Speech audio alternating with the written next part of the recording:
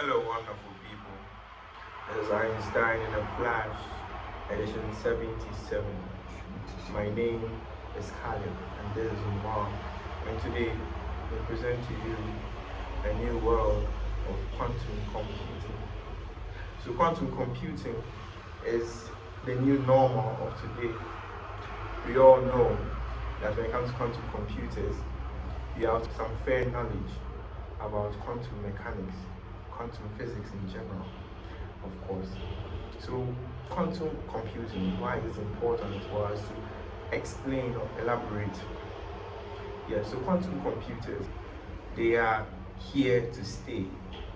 Now, computers in general, what we used to do in the past, we used to relay information, we used it to acquire data and then process data.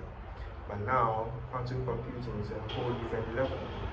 We use it to mimic the brains of humans. Before we enter into quantum computing proper, there are some things that you need to have a grasp of, a firm grasp of. And these things are, one, your math and your physics. Yes, to be able to understand quantum computing, you have a firm grasp of math. Math such as algebra, eigenvalues, superposition, eigenvectors, and what have you. All these things will help you in the understanding of quantum algorithms. You need a firm grasp of physics. Yes. So when you have the firm grasp of physics, you understand quantum mechanics. And quantum mechanics is going to make you to be able to understand quantum computing proper. Second, what you need to understand is a little programming. Before you enter into quantum computing, you have to have at least one programming language that you have mastered. Example, you have Python. Examples of these huge quantum computing AIs that we have all around the world, ChatGPT, and what have you. You have Python to be the main programming language used in creating these things. Yes, I mentioned AI. It's also an aspect of quantum computing. We need quantum algorithms.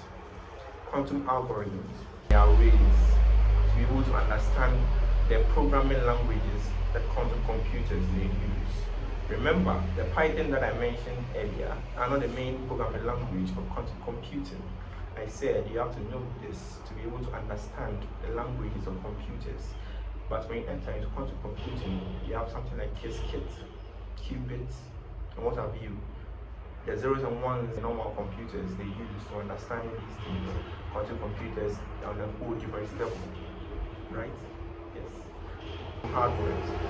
Yes. So the hardware or the embodiment of the quantum computers are nothing like you've ever seen. Now, the main components of the quantum computers they need to be kept in a vacuumated room, in a room whose temperature is way below. We are talking about the negatives. We are talking about degrees Celsius. Yes, low temperatures are what the quantum hardware are supposed to be kept in, so that they can be effective transmission of information. Yes. Another thing, quantum computers use these hardwares, and these hardwares, how they transmit information, is through users junctions. Users junctions is a metal insulator, metal junction, superconducting junction, where transmission of information is possible. It's electronics. Yes, the ways in which the quantum computer works is with electronics. If you don't have or understand how these basic circuits and then these integrated circuits they operate, quantum computing will be something Herculean for you to understand. Quantum computers you can use to manipulate qubits such as superconducting circuits, photonics, and spin qubits. Now, to simulators. These quantum simulators, what they do is that they emulate or they copy the behaviors of quantum computers. Yes, so when they're able to do that, they can be able to be independent.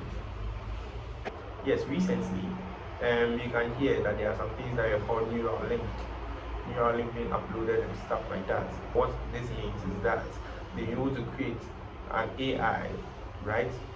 And you creating this AI, you need to create neural links. Neural links is just a limitation of the human brain, how the neurons are fired, right? Yes, so when these neural links are inserted or inputted into a computer, then we have a quantum computer. Yes.